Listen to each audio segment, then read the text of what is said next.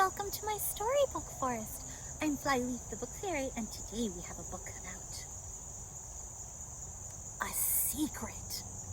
It's called The King Has Horse's Ears. Illustrated by David Small and retold by Peggy Thomson. The king has horse's ears. There once lived a king named Horace who had everything a person could wish for. Piles of gold and silver, a huge palace, closets full of clothes, a warm dog, and all the chocolate he could eat. Everyone said, "Oh, what riches! What good fortune! How happy he must be!" But Horace was not happy. In fact, he was miserable. For in addition to his wealth, his fine clothes, and his chocolate, Horace had a terrible secret. Horace had horse's ears! Most of the time, of course, they were hidden under his crown, and he was lucky to be king, for not everybody can wear a crown all the time without attracting attention. But poor Horace was constantly worried that someone would find out about his ears. The court barber was the only person who knew the king's secret because, after all, there are some things you can't do with the crown on, and getting your hair cut is one of them.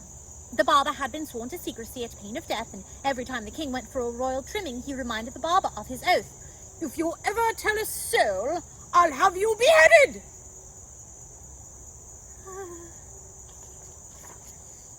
The barber worried day and night that someone would discover the royal secret he carried. Soon the burden began to make him ill. He couldn't eat, he couldn't have fun, he couldn't sleep at night for fear that his lips would move during a dream. One day he looked in the mirror and, seeing how thin and pale he had become, he decided to pay a visit to the court doctor. The doctor thumped him on the back, tapped him on the chest, and made him stick out his tongue and say, 420 blackbirds. Then he squinted at the barber and said, and aha. Finally, he said, "You're in perfect health. I think it's your conscience that's bothering you. You have a terrible secret that's making you ill. I can see it all over your face." The barber nearly fell on the floor. "It's just as I feared," he thought. "It's written all over my face. Everyone on the street would be able to see it." "Now," continued the doctor, "my advice to you is that you tell me what it is, so—" "But I can't!" cried the barber, horrified. "I've been sworn to secrecy. I'll lose my head. Can't you just give me a pill instead?" The doctor squirmed some more, paced up and down, and said finally, "What if you let your secret out in a place where nobody can hear it?"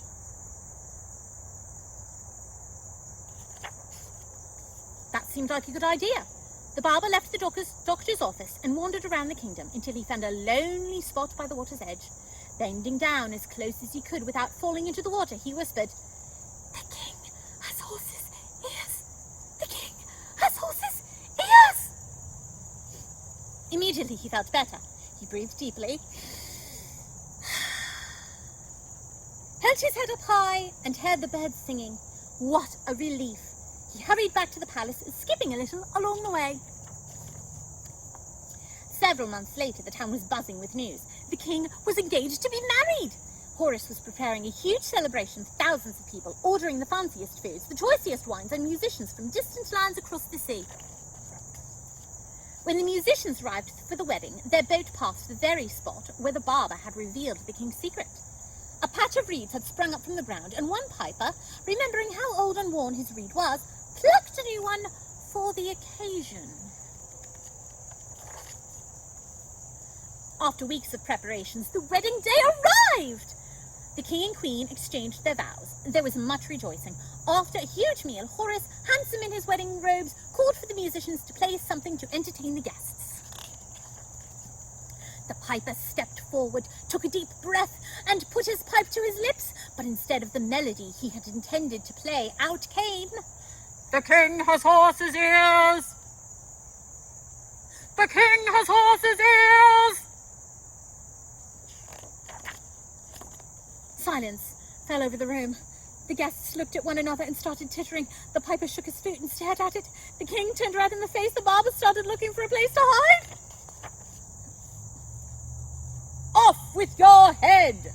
cried the king as he spotted the terrified barber cowering behind the tent-tiered wedding cake, but he could barely make himself heard over the laughter of thousands of guests who were trying to catch a glimpse of his ears. Just then, the queen stepped forward. "Hush!" she commanded, and the room fell silent once again. Then she walked over to Horace and tenderly removed the crown from his head. "I think you have lovely ears," she said, touching them lightly. The king's ears twitched a little. "I wouldn't have you any other way." After that, horses' ears became very popular. They were featured in the fashion columns of the local newspaper. Desserts and streets were named after them, and songs were written about them. Many people even just started to wear clip-on horses' ears in all shapes, sizes, and colours. And the barber did a brisk business grooming them. As for the king, he never had to worry about hiding his ears again, and he and the queen lived a long and happy life in the castle. Some secrets are better when they're shared. The end! Thank you for joining me for this story time. I hope you enjoyed it, and I will see you next time. As I've said before, the libraries in Fairyland are open again. So if you have any requests for a particular book that you love more than any other book in the world, there are links down below, and you can ask your grown-ups to help you. Let me know what books you would like to hear for story time, and I'll do my best to get them as quick as possible. And hopefully I'll read them to you soon. Bye, friends!